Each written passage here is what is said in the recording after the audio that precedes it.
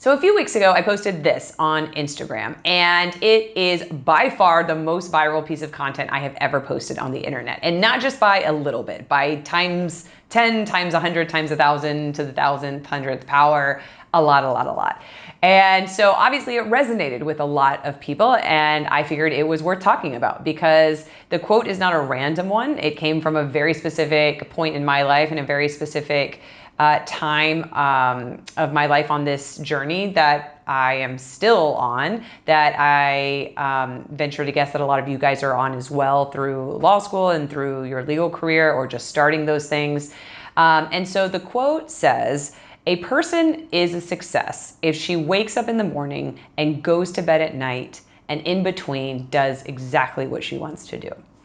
And before we dive into where that quote even came from, I definitely have to point out the comments, numerous comments that I got about how this post suggests that people who are nocturnal cannot be successful, which I find quite humorous. And then also the vast number of comments pointing out the fact that I swapped out the word man for the word person and the word he for the word she, which I also find humorous, but not in a funny way, just in a sad and disturbing way. But that is, of course, probably a topic for another video.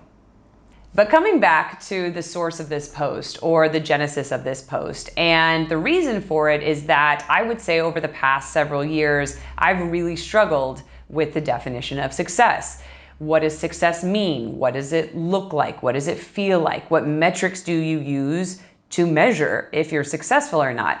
And the reason that this has been really tough for me is that because up until a few years ago, I had really clear definitions of success. I had really clear metrics and a really clear framework. And those things came from school. So from kindergarten through college, our A to F grading system.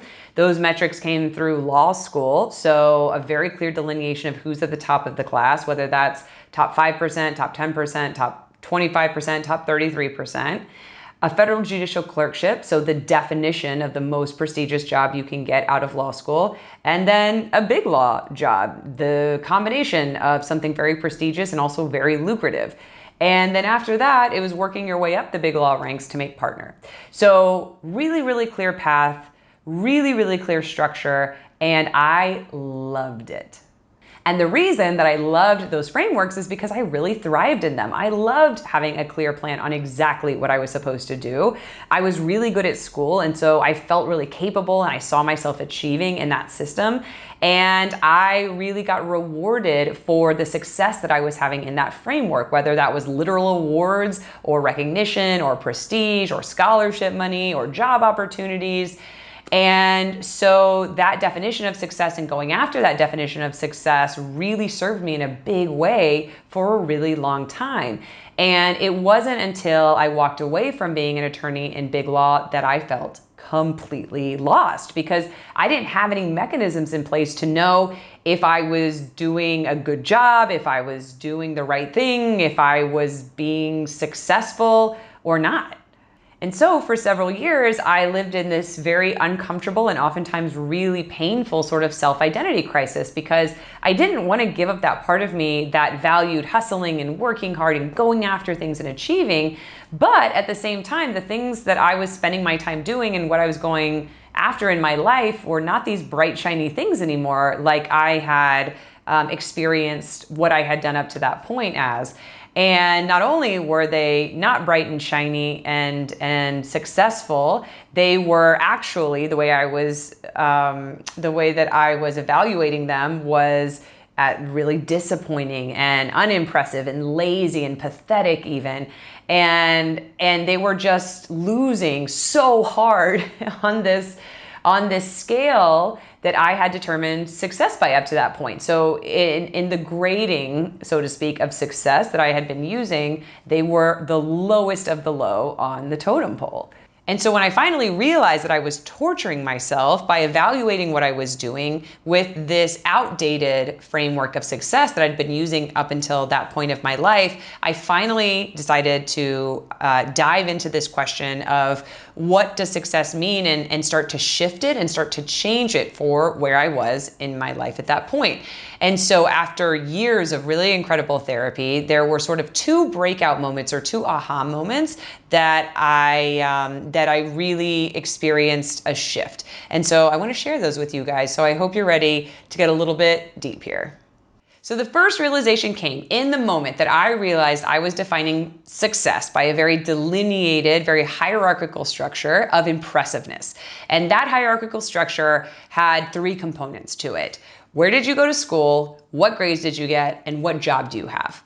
And it was very clear cut and it was very non-negotiable. And so I was evaluating not only myself under that framework, but I was evaluating every other human that I came across under that framework too. And so there was this visual I had of this cocktail party where I didn't know anyone, and it was sort of this networking professional vibe. So I walk in, and in this hypothetical cocktail party, everybody's a teacher, right? So you have PhD professors, college professors, high school professors, and a third grade teacher, one third grade teacher. And so when I'm walking into this cocktail party, the question of who is the most successful, who is the most impressive, the answer is really, really easy. It's the PhD professors, of course. You know, they're just non-negotiable. It's so clear cut. There's just not even an argument there. And so when I realized what was happening, that I was evaluating other humans based on this system, that came to a very, very logical and very clear conclusion. And then when I was asked, okay, so if that's the structure you've been using to this point, but that structure is causing you a lot of pain in your life, if you could pick a different structure, or maybe you could pick a different metric or a different filter to look at your own life through, at other people's lives through, what would you choose? And the word that immediately popped into my head was complexity.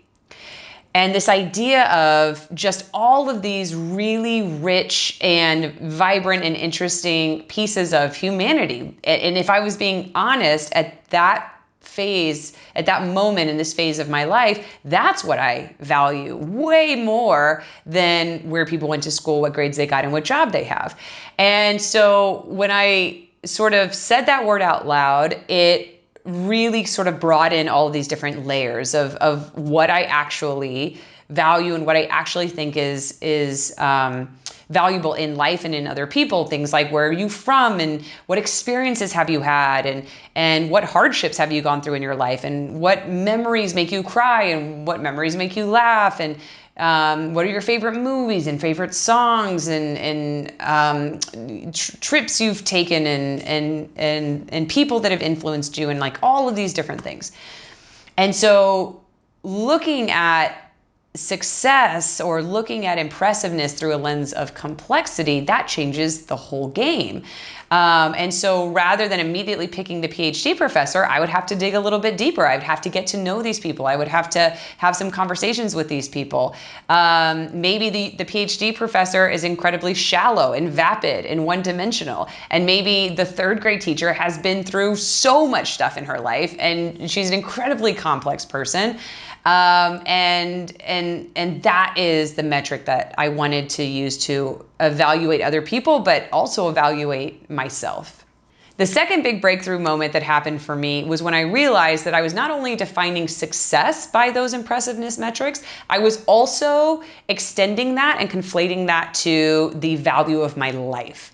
And so these sort of very external metrics were also informing if I was living a good life, or if I was living life right. And because I wasn't hitting those metrics anymore, and I wasn't doing bright and shiny and impressive things anymore, by those metrics, I was not living a good life, and I was not doing life right, which caused me so much pain, and made for a really, really difficult period of time. And so during this time, I got really into self-development. I'm a total self-development nerd now. So all the books, all the podcasts, all the programs, I love it so much. And one of the programs that I had joined was by a coach by the name of Kara Lowenthal, and she is the host of the Unfuck Your Brain podcast. Highly recommend.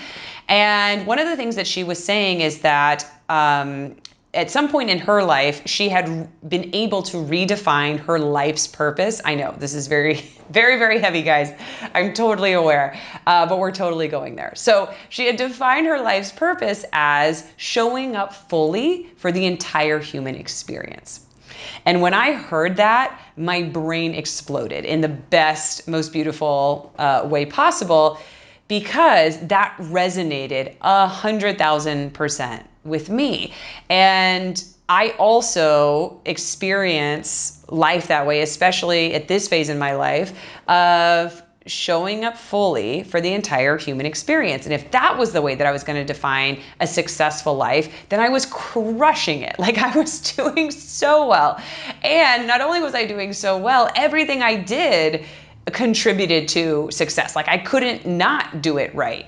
Whether that included things like trying things and failing, or wanting to be a skateboarder and being terrible at it, or getting my heart broken, or feeling joy, or feeling disappointment, or pain, or loneliness, or fulfillment, or washing the dishes, monotony, boredom, like all of it got included in this definition of a successful life.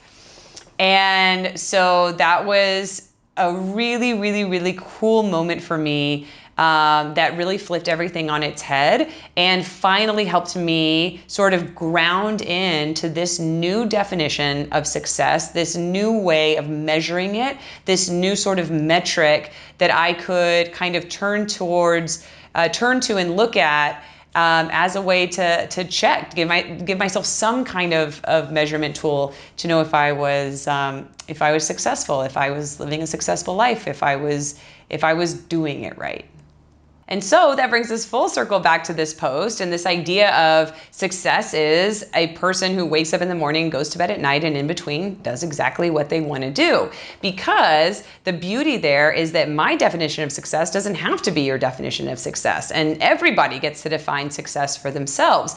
And to kind of illustrate this, if I were to go back in time and ask my 1L self, or my first year associate self at a law firm, if I felt like success was showing up fully for the entire human experience, I would have been like, absolutely not. I don't even know what you're talking about. I can't even fathom what it is you're saying. I think my definition of success at that point would have been waking up, working my butt off, and getting whatever result I was looking to get. So in law school, that was grades or extracurriculars or job offers. And then in the law firm, it was getting on the most important trial case, or showing people what I was capable of, or developing a really good reputation for being an expert, or just a badass lawyer.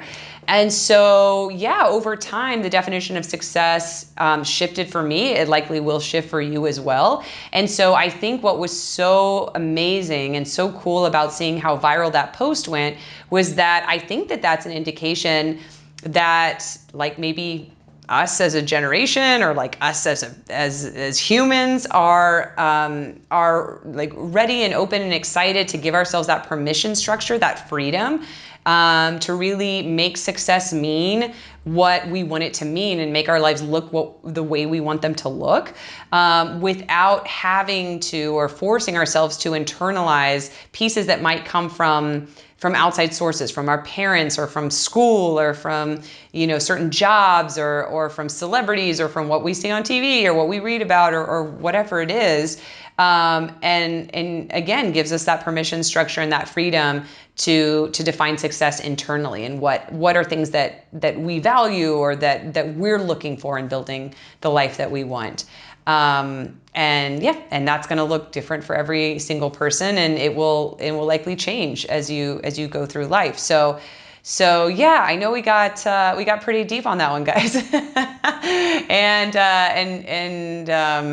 and kind of tangentially related to the law school and lawyering experience, but those parts of my life 100% played into how I understood success, how I defined it, how I related to it, and then how I used it to really thrive in one portion of my life and then make myself really miserable in another portion of my life. And now going forward, I'll recognize that more quickly, knowing that that shift needs to happen if I experience that or start to experience that again. So I hope this resonated with you guys. I hope this helped kind of create that shift or create that thought in your head. And if you guys want to share any comments in the comment section below, I would love to read them, and maybe even one word that begins to describe what success means to you. So I hope you guys like that one, and I'll see you guys in the next one.